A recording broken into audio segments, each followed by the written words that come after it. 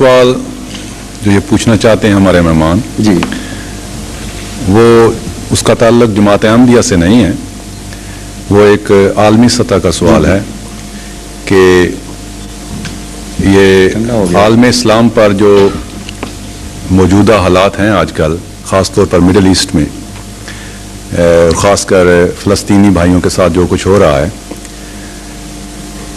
ये आपकी नज़र में एक खुदाई अजाब है या एक दुनियावी गंदी सियासत का नतीजा है? आपका इसके मुतल्लिक आपकी नज़रियात क्या है? खुदाई अजाब क्या होता है, ये अगर समझ जाएं तो ये सवाल खुद ब खुद खुल जाता है।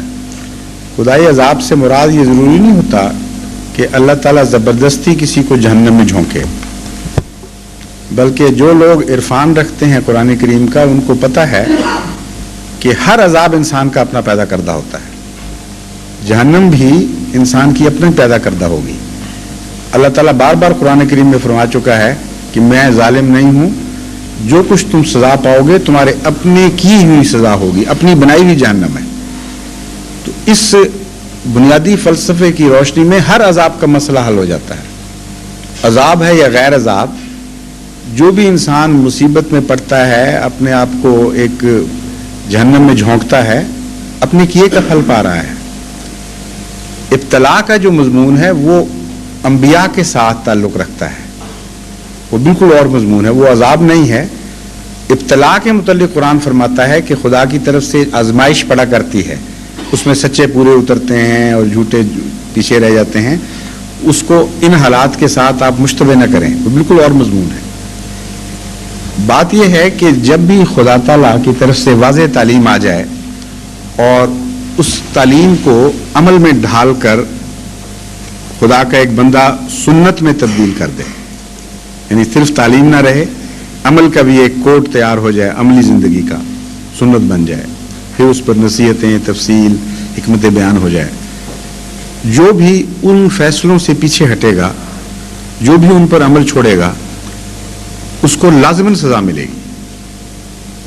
और जिस हद तक कोई उनसे रूगर्दानी करेगा, उस हद तक वो खुद ब खुद अपने लिए वो सजा तजवीज़ कर रहा होगा, बना रहा होगा।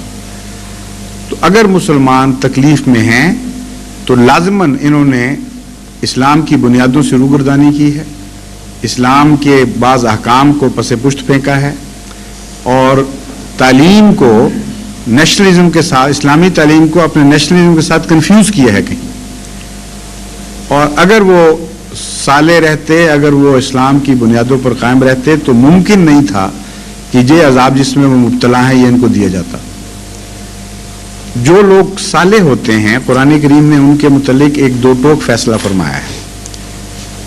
वो ये है कि वो थोड़े भी हों तो अक्सर पे गालिब आते हैं। कहीं ये नहीं फरमाया कि अक्सर साले हों और थोड़े बदमाश उन पर गालिब आ जाएं। एक आयत में भी इशारतन ये मजमून नहीं है। ये हर जगह फरमाया है कि सालेहियत यानी खुदा के अहकाम की पैरवी और उसके मंशा को समझकर उस पर चलना इतनी अजीमुशान ताकत पैदा कर देती है कि थोड़े अक्सर पर गालिब आते हैं। फ़लस्तीन में हम क्या देख रहे हैं, मुट्ठी भर यहूद हैं और करोड़ों मुसलमानों पर वो गालिब हैं इस वक्त, और उनका गलबा दिन ब दिन ज्यादा शदीद और हौलनाक होता चला जा रहा है। इस कदर खुले खुले मजालिम कर रहे हैं, उंगली नहीं उठ सकती उसके खिलाफ किसी की। वो जो गिरे हुए भूखे मर रहे हैं गरीब फलस्तीनी, ऊपर से वो वक्त उनके ऊपर बम बरसा रहे हैं, उनको पहले भूख मार रही है, कुत्ते खा रहे हैं गरीब जान बचाने के लिए, और ऊपर से आग में डाला जा रहा है उनको, और बेधड़क होकर दलेर बेहयाई के साथ उन पर बमबारी हो रही है। कोई दुनिया की ताकत उनके खिलाफ नहीं उठा रही उंगली। वो तो खैर दुश्मन है इस्लाम के। मुसलमानों में से कौन सी ताकत है? सऊदी अरब ने कहाँ बयान दिया उनके हक में, बताइए? कहाँ कहा है कि हम एवैक्स अब इस्तेमाल करेंगे अपने और हम हमला करेंगे और सजा देंगे उन जालिमों को जो मुसलमान भाइयों पर ये जुल्म कर रहे हैं? उंगली का इशारा अलग रहा, जुबान हिली तक नहीं किसी की, चुप बैठे हुए सारे। और फिर ये कहना कि खुदा का अजाब है और हम बेचारे मजलूम मुफ्त में बैठे मारे जा रहे हैं, बिल्कुल जुल्म अंधेर नगरी है। अंदर से खोखले हो चुके हैं, کوئی اسلام باقی نہیں ہے.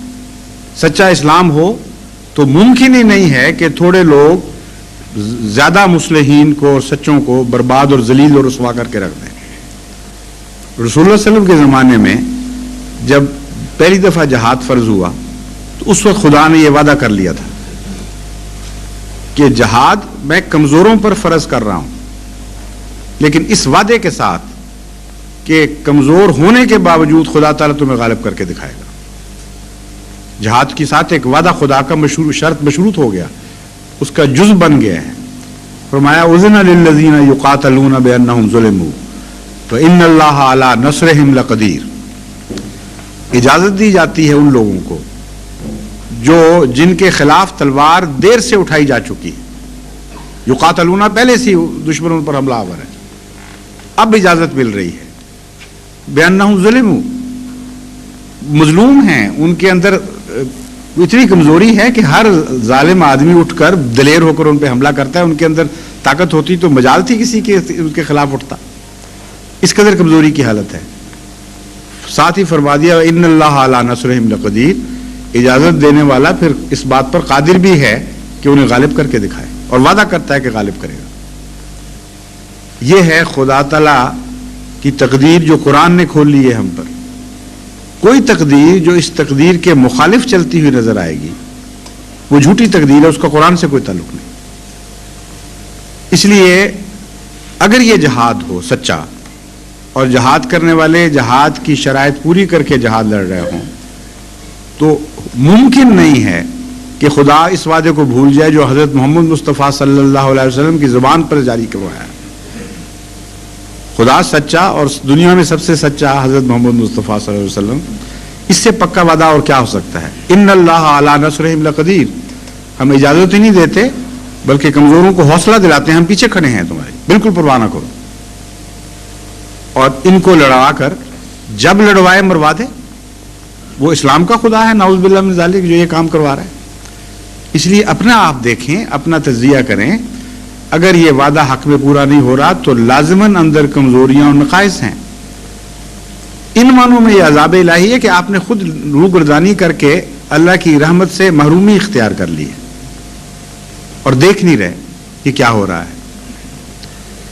پھر خدا تعالیٰ نے فرمایا تھا کہ رابطو، دشمن کی سرحدوں پر گھوڑے باندھو، ان کی چلاکیوں سے باخبر رہو، اپنا حفاظت کا انتظام اس طرح نہ کرو کہ گھر بیٹھے رہو جب دشمن حملہ کرے تب پتہ چلے.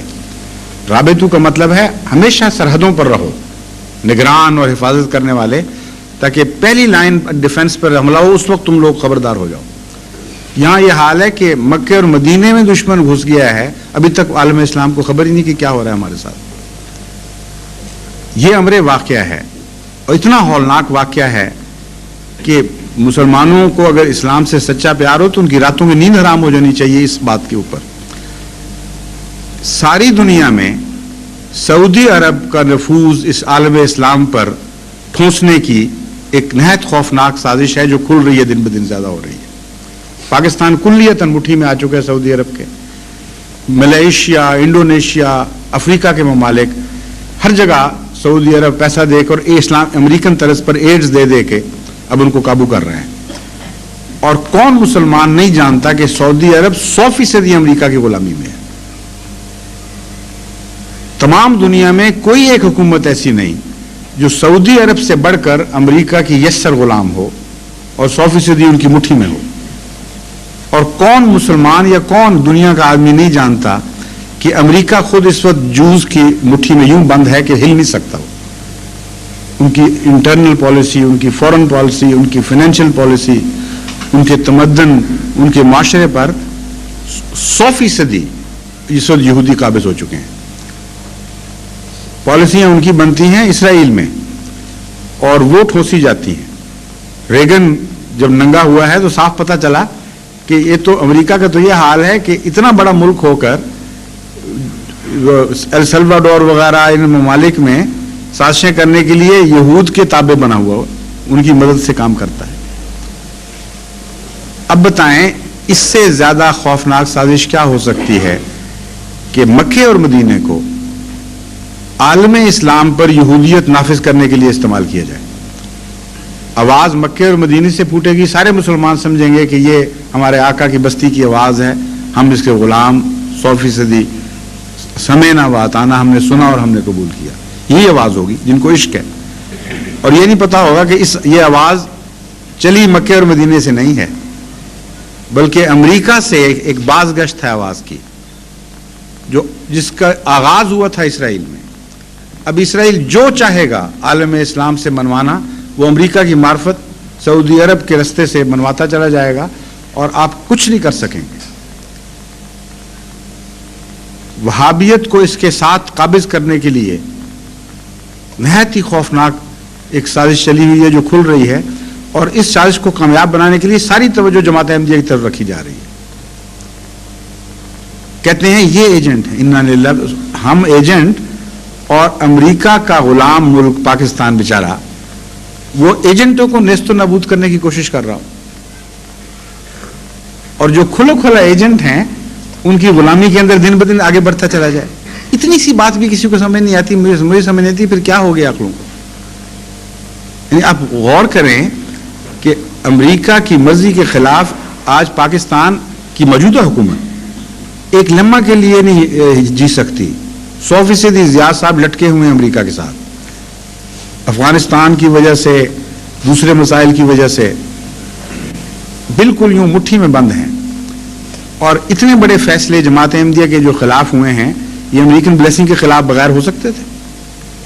امریکہ چاہتا تو مارشل لا کے بعد پھر ڈیموکریسی میں جا سکتے تھے. یہ فیصلے پہلے سے زیادہ سخت ہو کے داخل ہوئے ہیں، اور ہر دفعہ جب اسٹیٹ ڈپارٹمنٹ کو ہم نے کہا، احتجاج کیا، ہم نے کہا ہم جان رہے ہیں کہ تم لوگوں کی شرارت ہے ساری، اب پتہ چل جائے گا جب مارشل لا ہٹے گا کہ یہ بدماشی جو ہو رہی ہے یہ بھی ساتھ ہٹی ہے کہ نہیں.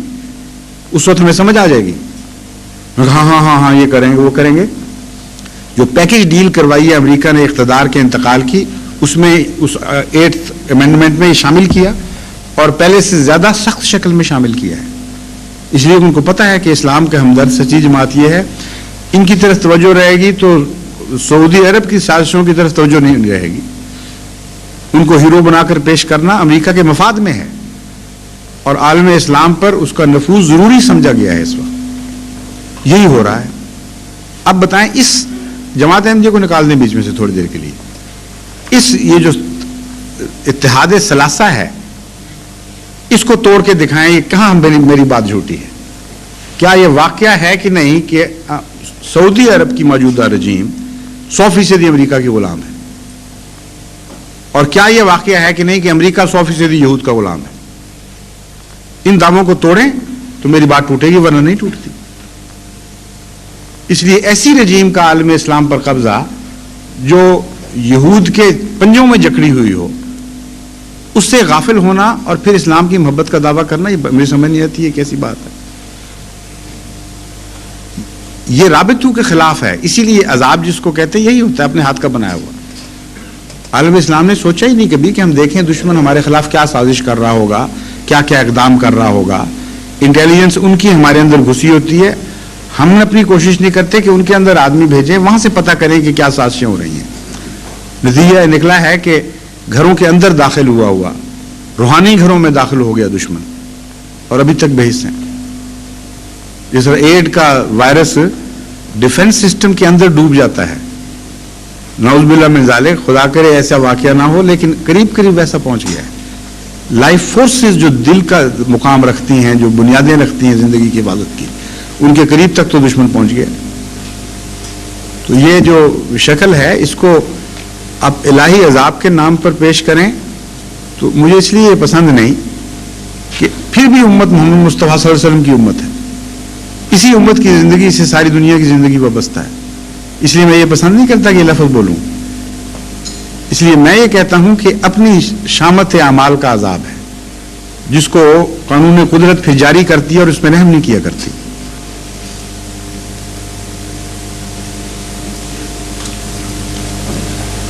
اور کوئی دوست؟